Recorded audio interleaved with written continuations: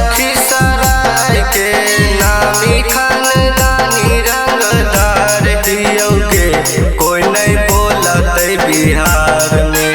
लखीसराय के नामी खानदानी रंगदार हियो के कोई नहीं बोलत बिहार में। बब्बा भैया बोलत ता काट देबोगे, कोई नहीं खोखतो बिहार में। बब्बा भैया बोलत ता काट देबोगे, हियो बिहार के रंगबाज गे।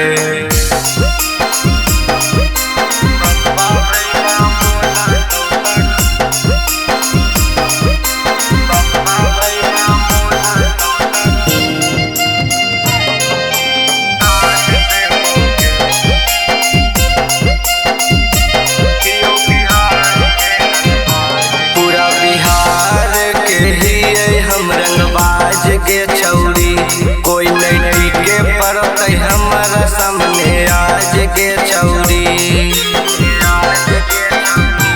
पूरा बिहार के हिये हम रंगबाज के छौरी, कोई नहीं टिके पड़ते हमारा सामने आज के छौरी।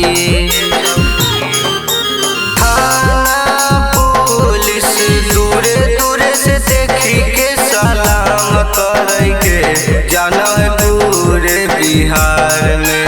थाना पुलिस दूरे दूरे से देखी के सलाम करेंगे, जाना है पूरे बिहार में।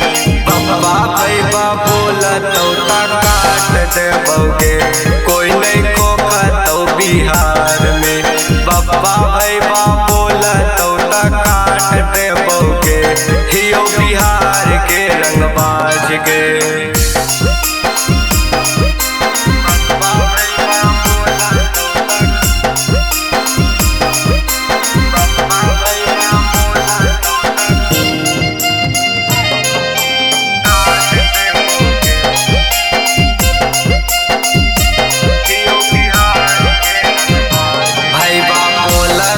बदल देबो इतिहास के छौरी, हियो लखीसराय के जनने से बदमाश के छौरी।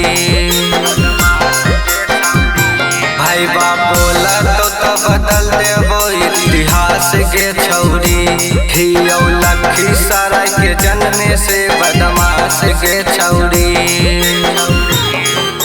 सोनू धीरज के सनकल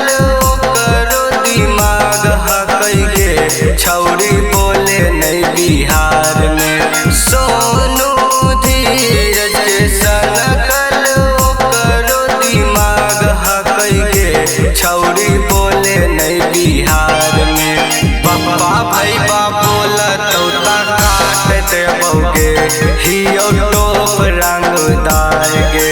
बब्बा भैया बोलत ता काट देबोगे, हियो भाईपुर के रंगबाज गे। बुझने गेली गे।